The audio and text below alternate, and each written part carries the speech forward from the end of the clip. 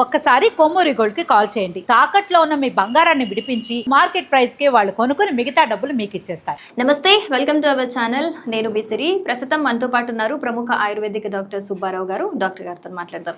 Doctor గారు నమస్తే. Doctor గారు, ఈ రోజుల్లో చాలా మంది ఎక్కువగా సఫర్ అవుతున్నది షుగర్ వ్యాధితోని.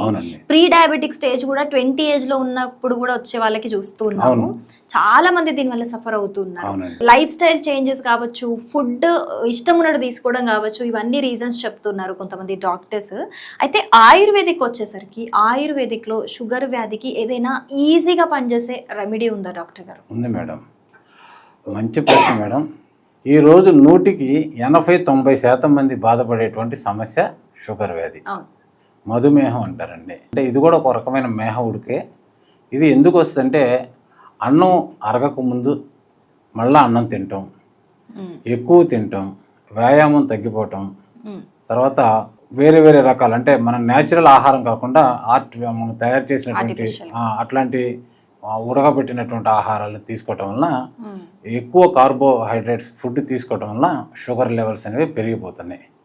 ప్యాంక్రియాటిస్ అనే గంధిని ఇది పనిచేయక రక్తంలో కలిసిపోయి మనకి బ్లడ్ షుగర్ అనేది వస్తుందండి.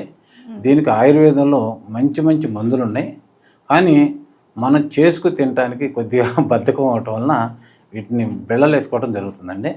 అట్లా కాకుండా ఆయుర్వేదంలో మధునాశిని అనేటువంటి ఒక చెట్టు ఉంటుంది, దాన్ని పొడపత్రి అంటారు. ఇది మనకి చాలా చోట్ల కనపడుతూనే ఉంటుంది. ఇది పొడపత్రి అంటారండి. ఈ పొడపత్రి ఆకు ఇలా ఉంటుంది సార్. ఒక ఆకును కానీ ఇప్పుడు మీరు తినేసి దీని తర్వాత పంచదార తింటే మీకు షుగర్ అనేది తెలియదు. చాలా చప్పగా ఉంటుంది ఆ పంచదార కూడా. అంత శక్తివంతమైనటువంటి పొడపత్రి. అయితే ఇది ఎక్కువగా తొందరగా తగ్గాలని చెప్పి ఎక్కువగా తీసుకోకూడదండి. దీన్ని తీసుకునేటప్పుడు అల్లనేరుడు యొక్క ఇత్తనాల యొక్క పొడి కూడా తీసుకుంటే దీనివల్ల వచ్చేటువంటి సైడ్ ఎఫెక్ట్స్ కూడా ఏమి లేకుండా చక్కగా ఉంటుందండి. ఇది రోజు తీసుకుంటే ఒకటి ఆకు 2 ఆకుల కన్నా ఎక్కువ తీసుకోకూడదండి. ఇది తీసుకోవటం వల్ల షుగర్ కంట్రోల్ ఉంటుంది, మెల్లమెల్లగా కూడా తగ్గిపోతుందండి. ఇప్పుడు మీరు అన్నారు కదా డాక్టర్ గారు, అల్ల నేరేడు పండు గింజలకి సంబంధించి పౌడరా? అవునండి, పౌడర్ కలిపి తీసుకోవాలా? అది దాని కషాయము, ఇది కలిపి తీసుకోవటం వల్ల ఓకే. ఇప్పుడు ఆ కషాయంలో ఇవి ఒక 2 ఆకులు వేసేసి అది తాగేయచ్చు? అక్కర్లేదండి, ఇది నవిలేసి ఉత్తగా అట్లా నవిలేసుకోవచ్చు. ఆ కషాయం తాగేయచ్చు? నవిలేసి అట్లా కషాయం తాగొచ్చు. Okay okay, super. కానీ ఇది ఎక్కడ దొరుకుతుంది? ఇది కనిపెట్టడమే చాలా కొంచెం కష్టమేమో. కష్టం అంటే దొరుకుతుందండి దరిదాపుగా. ఇది ఎండిన ఆకు మన పచారీ షాపులు అంటారు కదా, ఆయుర్వేదం అమ్మేటువంటి దుకాణాల్లో కూడా దొరుకుతుంది. ఎండినాకు కూడా వాడుకోవచ్చు అండి. సూపర్. అలా ఎండినాకు వాడుకోవాలంటే పౌడర్ చేసా ఏ విధంగా వాడుకోవచ్చు? పౌడర్ ని మనం ఒక చిటికెడు బందం, అంతకన్నా ఎక్కువ తీసుకోకూడదు. 2 ఏళ్ళకి వచ్చినంత నోట్లో వేసుకుని చప్పరించేసేయచ్చు. ఎలా చేదు ఏముండదు, చాలా బాగుంటుంది, తీసుకోవచ్చు. అంతేకాదండి, దీనితో ఇంకొక ఉపయోగం ఉంటుంది. అదేంటంటే, చాలా మందికి ఇవాళ చిన్నపిల్లల నుంచి కూడా ఐసైట్ వచ్చేస్తుంది సార్.